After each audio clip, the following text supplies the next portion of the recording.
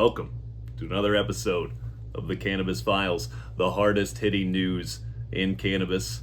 We're here to discuss many things today, but first, some product news for you guys.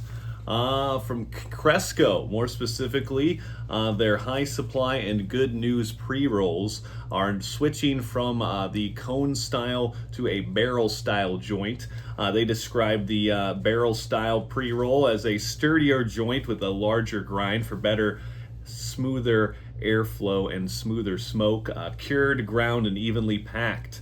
Skip the hassle of rolling your own joints because these puppies are ready to go. That's what Cresco says about these high supply pre-rolls. But yeah, they're switching from the cone style to a barrel style. So it'll be more like you rolled it yourself. I think probably a better experience. Moving on to our next story, I think the big story of the day. Illinois' top cannabis regulator, Aaron Johnson, made a big announcement yesterday, and dispensaries have been told by her office that they can officially sell craft products to medical patients without them having to pay the recreational taxes. Apparently that was a problem at a number of dispensaries across the state. Not one that I experienced myself, but there was a lack of selection of craft growers at my medical dispensary. So I wondered why that was, and maybe this was it.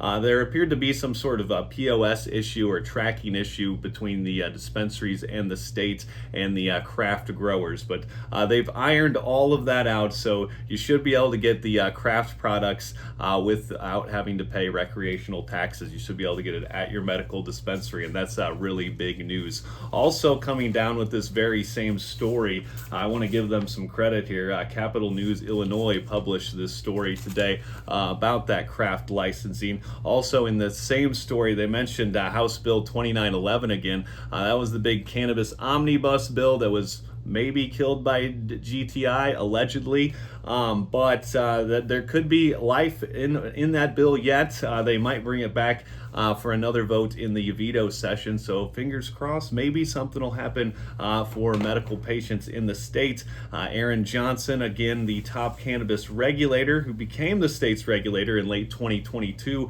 expressed hope for movement during the fall veto session on House Bill 2911, which would expand medical access to all Illinois dispensaries. So in other words, if you have your medical card, you can go to any dispensary that you want and not have to pay recreational taxes. So I think a great thing for everybody involved. And that's what Aaron Johnson said too, that she said that this bill would benefit patients and small businesses. So it looks like the top cannabis regulator on board with medical expansion. So let's hope that all the cultivators and companies involved will be on board as well, and we can see expansion, maybe some movement on that House Bill 2911 in the veto session, I believe sometime this summer. So that'll do it for this episode of the Cannabis Files.